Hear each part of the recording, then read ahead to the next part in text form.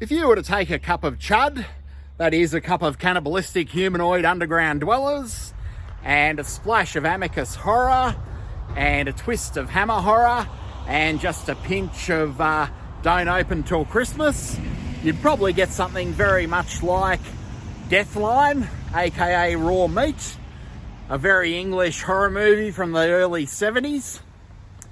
So this one stars Donald Pleasance, and it also stars Christopher Lee. By this stage of the game, Donald Pleasance was taking virtually any role that he was offered. This was before his career revival, of course, in John Carpenter's Halloween. And as for Christopher Lee, he's really only in this movie enough or long enough to justify his name being used on the poster to sell the film.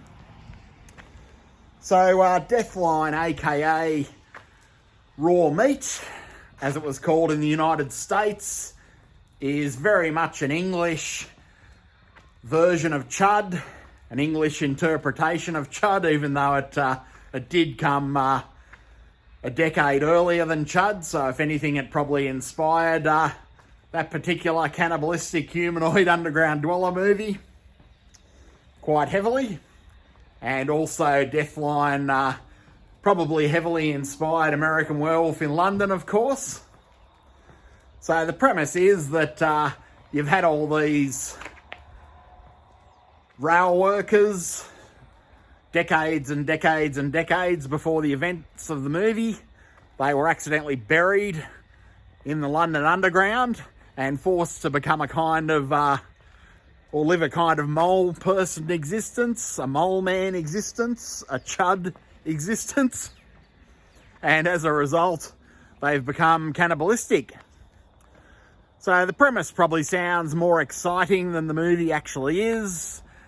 It's quite an entertaining way to pass an hour and a half, but if you've seen the poster, of course, is selling the sizzle, not the steak.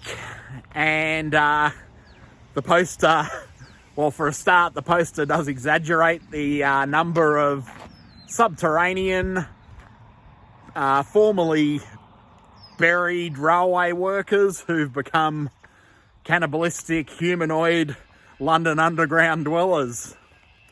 When in actual fact, there is only one of them, although up until very recently he did have a mate. Not a friend as such, but a mate in the literal sense, in the form of a lady cannibal humanoid London Underground dweller. But now he's all alone, he's angry, he's hungry, and he keeps offing and eating and dragging away people in the London Underground. So at its heart, this one's more of a slasher / police procedural. It's a lot like, it's actually a lot more like Don't Open Till Christmas than it is something like Chud. And that's a good thing and a bad thing. We see a lot of great scenes where Donald Pleasance is chewing up the scenery, swilling cups of tea. It's a whole running theme in the movie, how dissatisfied he is with the tea at the police station. And as I said, Christopher Lee appears only briefly enough to be listed in the credits and to be used in the film's advertising, presumably, in press releases and lobby cards and things like that.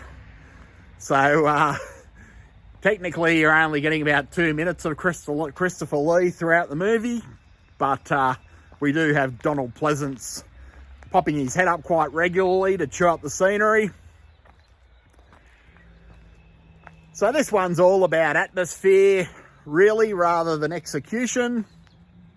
The cannibalistic humanoid London Underground dwellers do leave a bit to be desired, as I said. And probably not the sort of movie you're going to worry too much about revisiting. It's really not that interesting. I would have preferred hordes of cannibalistic humanoid London Underground dwellers, rather than the one fairly sad late middle-aged cannibalistic humanoid London Underground dweller that we get in the movie. So really he's more of a sympathetic Frankenstein type character, I guess, than a menacing humanoid as we saw in Chud. And if this movie teaches us anything, it is that Chud took a similar concept and ran with the ball, whereas Deathline, aka Raw Meat, for the most part, did unfortunately drop the ball when it came to a fairly novel concept and a fairly novel premise of workers being trapped 50, 60 years ago, breeding a whole community. But unfortunately, it did let us down with the lack of this community. Apparently they all starved out or something like that, or all died of a disease. The movie never really explains why they've been reduced to a numero uno, a single cannibalistic humanoid London Underground dweller. But it is what it is. So like a few of these 60s English movies, the social commentary in this one's kind of about class. But let's face it, English society, especially at that time, was obsessed with class, defined by class, segregated by class. You had the workers, and then you had the toffs, and never the twain usually shall meet in that case. And class was a bigger deal in England than somewhere like Australia or the US at the same time. It did play a bigger role in one's lot in life, one's social status. And in the UK, I believe, at least compared to Australia, at the same time, class very much was everything. And it wasn't the most egalitarian society, which was a luxury that we did enjoy in places like Australia and the United States. And we're starting to enjoy it even more, egalitarianism, because basically no one's got any money now. So everyone's poor. And we're all equal. Just like a utopia or a communist utopia or something like that. All we need are the bread lines. But I digress. Is Deathline the best British horror movie of all time? No, not by any stretch. Is it a curiosity that's worth checking out? Well, I'd say so if you haven't seen it. It's one of those relaxing, sort of very English horror movies, like your Amicus films, like your Hammer films.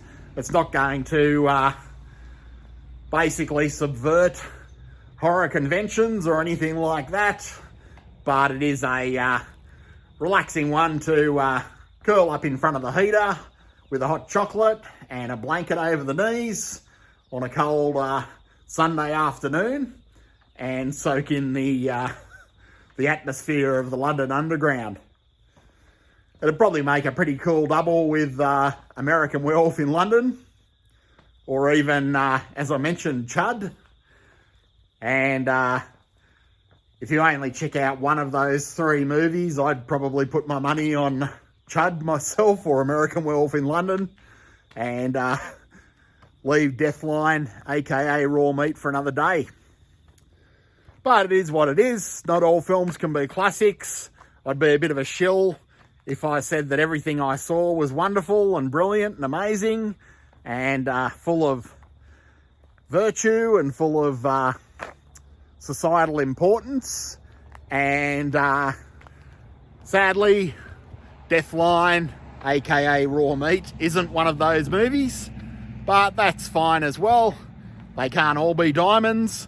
Sometimes you have to sift through a lot of coal, like Deathline, aka Raw Meat, to get to the true gems, like Chud, the more successful, the more fully realised, the more satisfying cannibalistic humanoid underground dweller movie. And Chud pretty much does everything far more effectively than this film does. But then again, this film was first, so it does have the originality factor going for it. It's just that Chud was better executed all round, and has a lot of rewatchability and a lot more laser focused social commentary.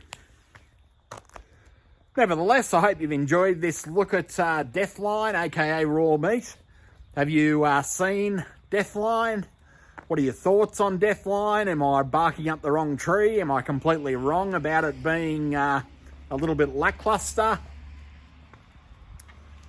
On the other side of the coin, do you prefer Chud in the same way that I do? Let us know in the comments. And as always, do a brother a favour by liking, sharing and subscribing. And I'm off to enjoy my evening. Hope you are as well. And as always, take it very easy.